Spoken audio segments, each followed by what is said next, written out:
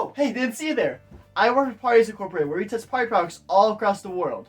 This job is just so fun to work at. I mean, what other place lets you wear shorts with your suit? I mean, there just can't be a job better. I mean, I could get paid more than 5 nickels a month, but like, I don't need to eat this month. Our founder, Dr. John Party, always felt like parties just weren't fun enough. So that's why he created our great organization that we know today, Parties Incorporated. I mean, without Dr. John Party, this business wouldn't even exist. Parties around the world wouldn't be the same as they are today. But I should be getting my first assignment around now. It should arrive about, right now. Well, okay, let's see what we got to test today. Oh! Great! It's the Mario Party games on Switch! Which means I get to play through Super Mario Party again. Yay!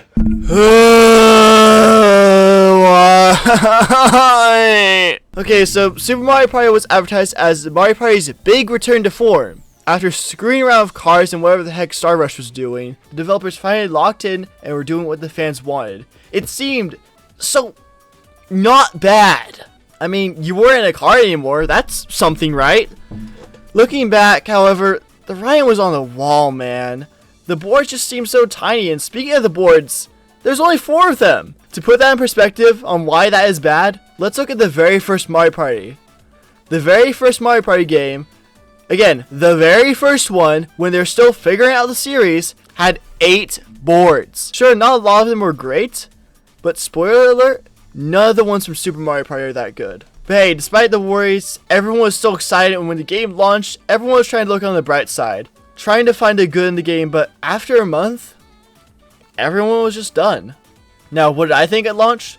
Well, for one, I was only 10, so my opinion literally could not have mattered less.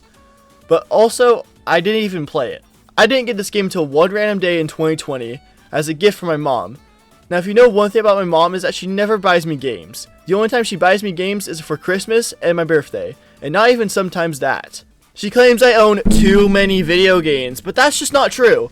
Just because I own over 300 video games across all my consoles and I haven't even finished most of them, oh, maybe she has a point. Anyways, one random day she bought it and it sure was a game. I never played it much. At most, I would look at the other games on my shelf, see Super Mario Party on it, and just play something else. But hey, now I'm being paid to talk about, so let's take a look and see what we got, and oh my god, it's even worse than I remember. In Super Mario Party, you got a bunch of fun game modes to play. That is the most sarcastic sentence I've ever said. You've got 5 modes. First up, of course, is the main mode, Mario Party. Here, you again only have 4 boards, and this is where it falls apart, at the very start. So let's talk about the core issues of the entire mode for one. The economy. Now, before I can express why the economy is more borked than America's, we first gotta talk about the old Mario Party's economies. In the other Mario Party games, you have 2 sets of currencies, coins and stars. The goal of the game is to get stars, and to do this, you need 20 coins. There was also items you could buy, and all of them were fairly priced. Then you could also steal a star for a whopping 50 coins. This worked perfectly before, but for some reason, instead of, I don't know, just keeping it the same, they changed the values of everything. Now, stars only cost 10 coins. Items are either way too expensive or way too cheap. Stealing a star only costs 30. Also, instead of compensating with the lower cost of things to make it hard to get coins, you can get coins so easily in this game. You end the game with 70 coins, and that's the equivalent of 7 goddamn stars. That's not the only issue, however. The boards are like the size of my thumb. In the past, Mario Party boards had close to 70 spaces. The board with the most spaces here has 27. At last I checked, that's a lot less than 70. To compensate for this, they made the dice block 1 through 6, and not 1 through 10. What does that mean? Well, I hope you like rolling ones. Yeah, despite how tiny these boards are, you can get stuck on them for way longer than necessary and not go anywhere. That is, unless, I don't know, you break the damn game. This game's big new addition to Mario Party is the new ally system. Basically, by landing on this space, you get a brand new ally to help you out in the game. They give you a special dice block and add 1 or 2 to your roll. It's also worth mentioning you have multiple allies at once, meaning the best strategy for most of these boards is to go in a circle, farm items, and also farm allies, so you can basically go anywhere in the board not carrying at all. The game also has just some weird as hell changes that aren't necessarily better or worse, they're just strange. For one, instead of a boo stealing a star, now Lakitu does it. The shops have way less items, and versus minigames are just random events, and they aren't even full minigames. Okay, enough rambling. Let's get into the main meat of the game itself, the boards. Now, throughout all these games, I'm going to rank each board and see how they compare with each other. Spoiler alert, none of these boards are making it past C tier. The first one is Womp's Domino Ruins, and this one just stinks. Aesthetically, it's okay, I guess. It's just a basic rune stage, nothing too crazy. The map is tiny, of course, but the main issue is this top area right here. There's a boulder that can run through here and sends you back to the beginning of this path. This is not only the only way to get to the other side of the board, I mean this is the path you will have to take. No matter what, the boulders will at least be triggered 10 times in a single game, meaning no one gets to go anywhere. And even not considering this massive flaw in the inherent design of the course, it just isn't very fun. There are no events other than this one treasure minigame, and the thwomps that guard the entrances to some paths are basically a non-factor since it only costs 3 coins to move them.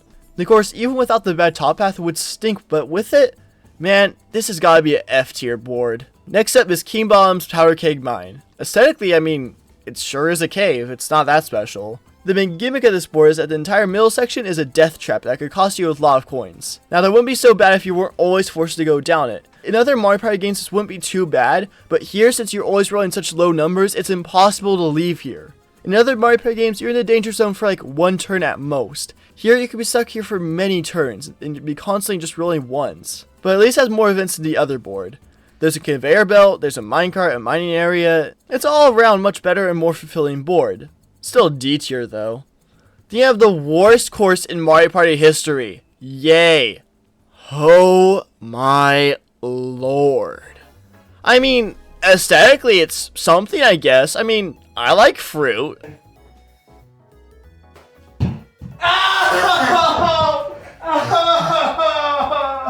So aesthetically it's pretty alright. Too bad it sucks at literally everything else. The main problem is the fact you can only get to some of the other islands by landing on a space. But if you aren't lucky, then you won't get to that next island. I mean, thankfully there's bridges that connect some of the islands, but oh no, someone had the million IQ idea to just break some of these bridges. Whoa! Whoever came up with that idea must be a genius on a whole new level, because I can't understand him at all. That must mean he's just on a different plane of thinking. This board is just clearly too high concept for me to possibly understand. This is truly a work of art, man.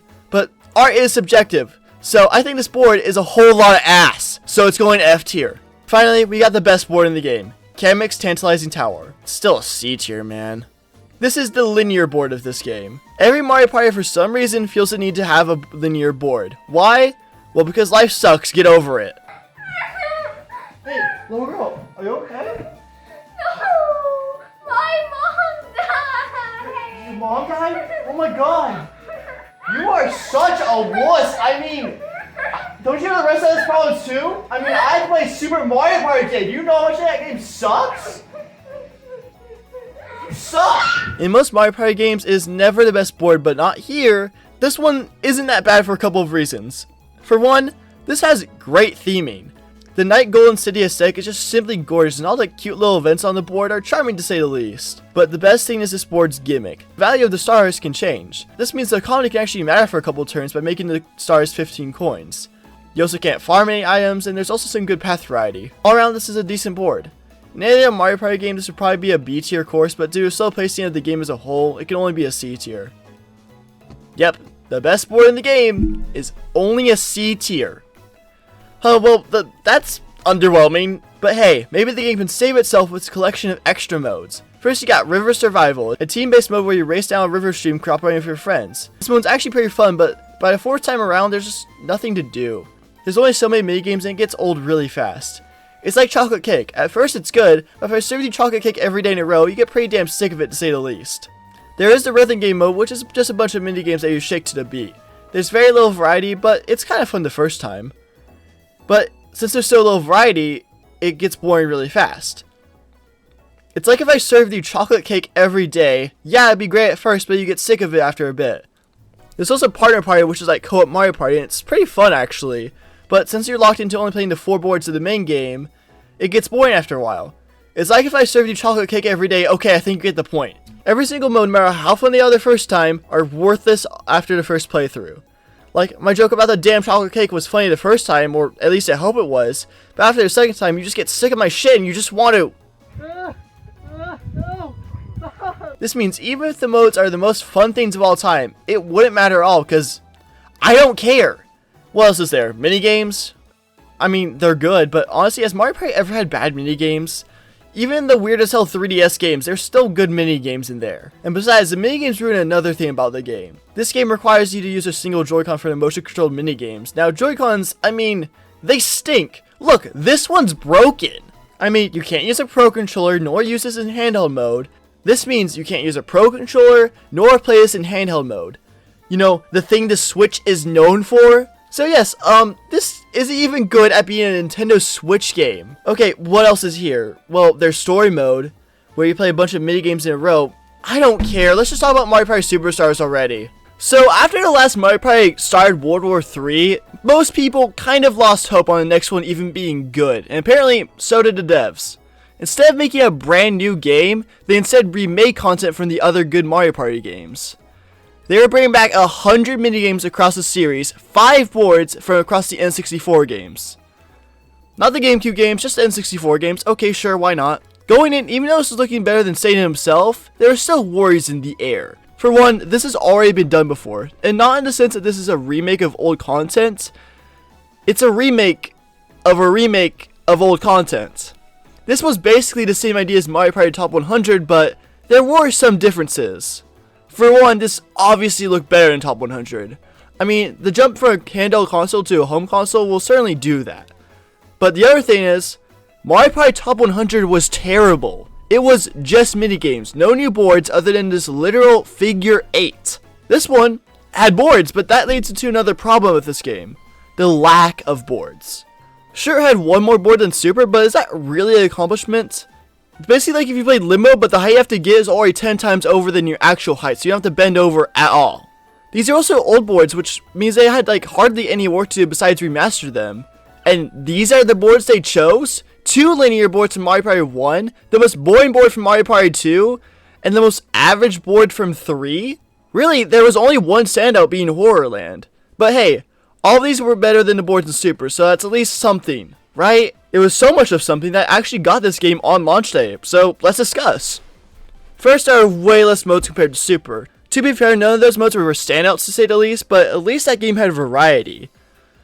All you can do in this game is play 5 boards or play minigames. There's not even a basic story mode. Even Mario Party Top 100 had that at the very least. But hey, let's look at what the game has to offer. The 5 main boards and... Wait, what? Only 10 characters? That's less than what Super Mario Party had. They could have just reused the models, but oh well. Let's just look at these boards and rank them already. Yoshi's Tropical Fruit Island is certainly a better fruit themed course than the last game. I mean, to be fair, anything's better than that, but hey. We gotta appreciate what we got. Aesthetically, it's a little less unique than the latter, but it's mechanically so much better. For one, it's in the better game. Mario Party Superstars brings back the 1 through 10 dice block, meaning you actually get to go places now. Also, the comedy, while not perfect, is a lot better in Supers. So, just for those reasons alone, every board is automatically better than any board in Super, just because it's in the better game. There are 2 islands on this board, which means first of all, we were lied to, but it also reveals the main gimmick of the board. On one island, a star is being sold, on the other, Bowser's selling random stuff to you and also calling you fat. The 2 also switch places whenever you land on this event space, meaning you have to plan on which island to go to. There's also thwomps you have to pay to move so you cross to the other islands, but it has to be higher than what the last player put into the toll. Meaning there's some interesting strategy to raise the toll as high as possible so no one else can make it across. Despite being a linear board, it is a breath of fresh air compared to the travesty at Super Mario Party called boards, so this one's getting a solid B tier. Next up, you got Spaceland, and I feel like I'm in the minority here, because everyone else can't stop glazing the shit out of this board, and I mean, it's fine, but man, it's just too big. There are 2 main gimmicks of this course. The least obtrusive one is Bowser's Death Ray, will delete your coins if activated, but I have literally never seen anyone but the CPUs get hit by it. The far worst gimmick is the car chases. If you land on an event space, a womp in a car will chase you to a different part of the board. You might even get chased further if someone was paid to do so. So this is just like Womp's Domino Ruins, but it is better because you can go faster and there's less of a chance of this happening. But it doesn't make it any less annoying. C tier. Next up is Peach's Birthday Cake, the other linear board of this game. Why did they pick 2 when there's much better boards across the series?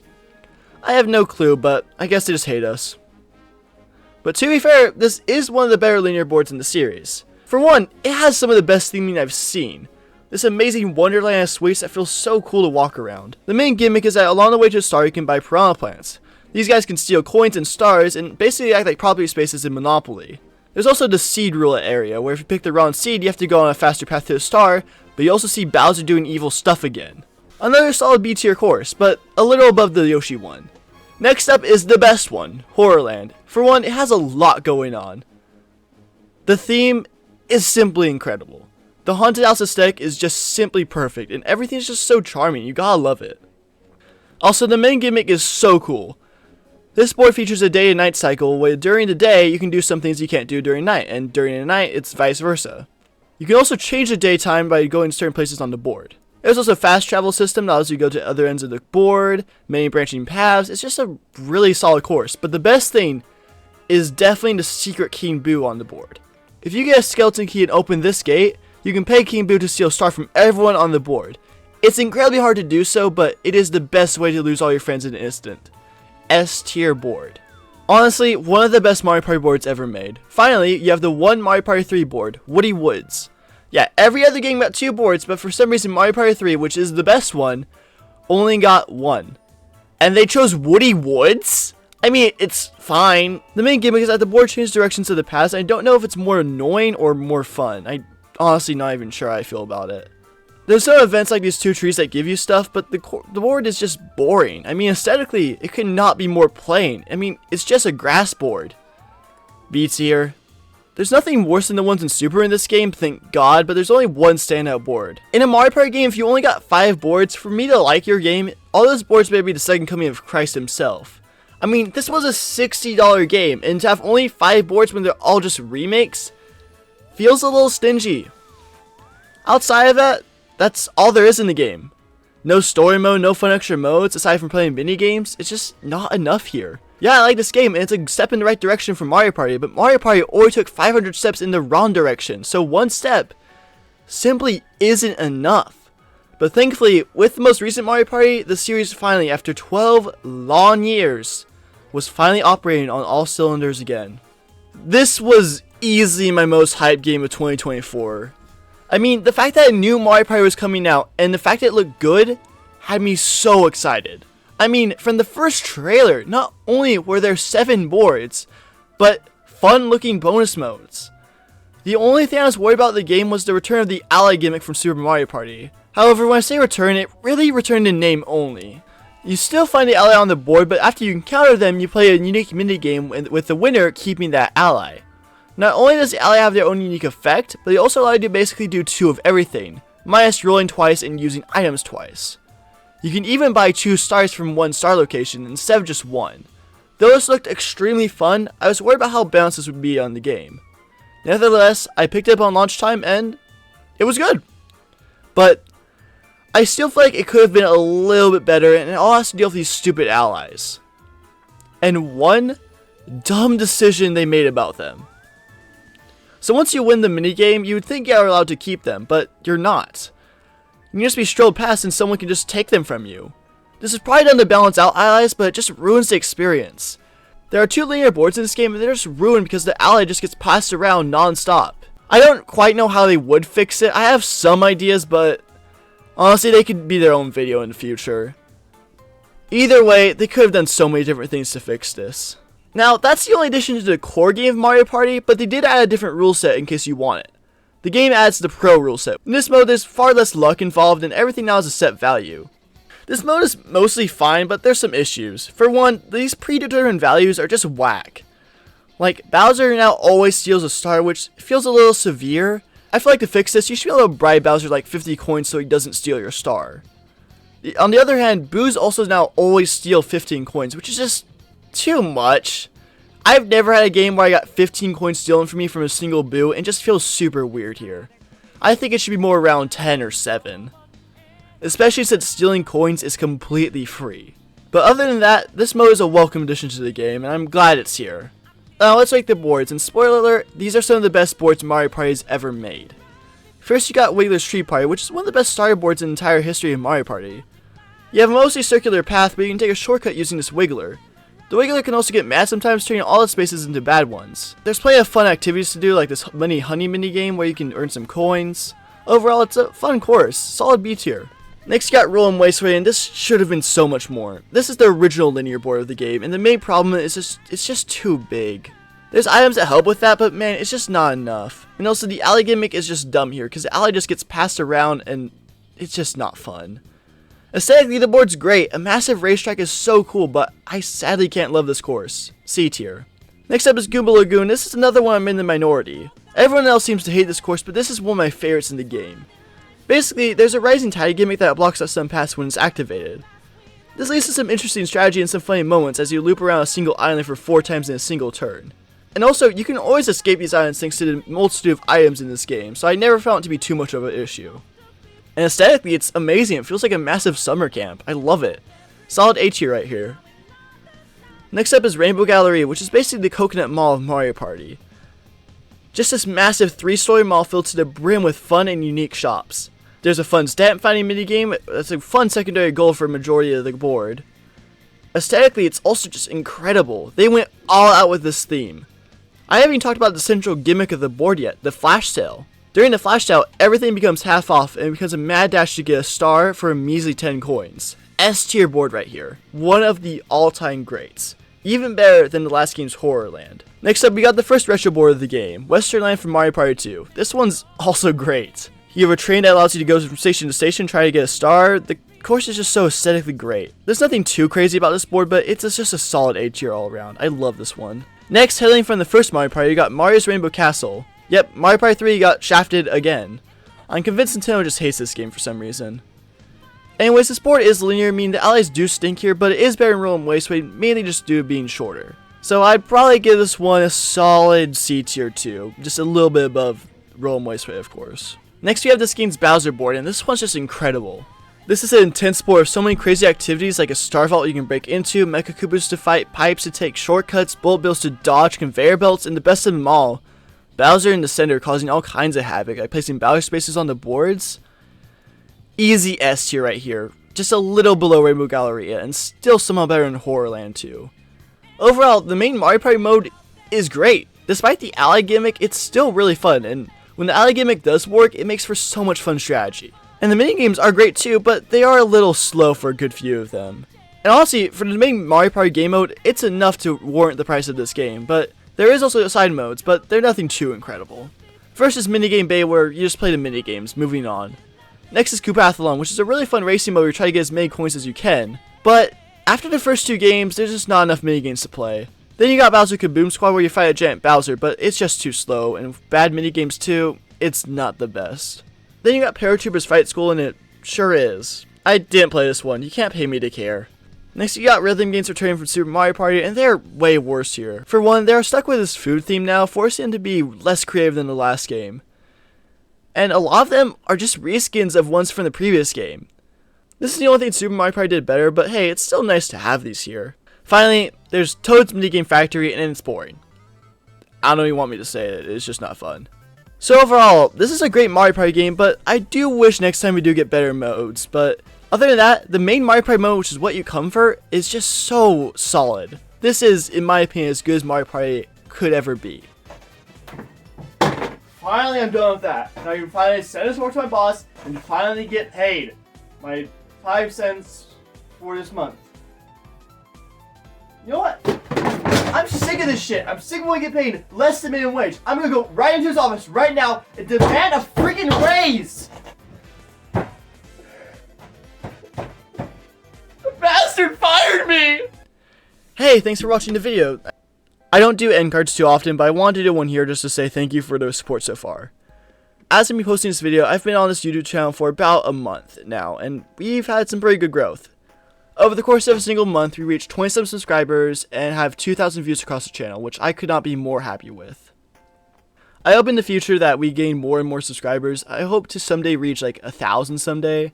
I don't ever think I'm going to reach like anything crazy like 100,000, but I think 1,000 is definitely achievable. Right now, I'm shooting for 50 subscribers or maybe even 100 by the end of the year, so please remember to hit that like and subscribe. Anyways, that's all I have to say. Good night, guys.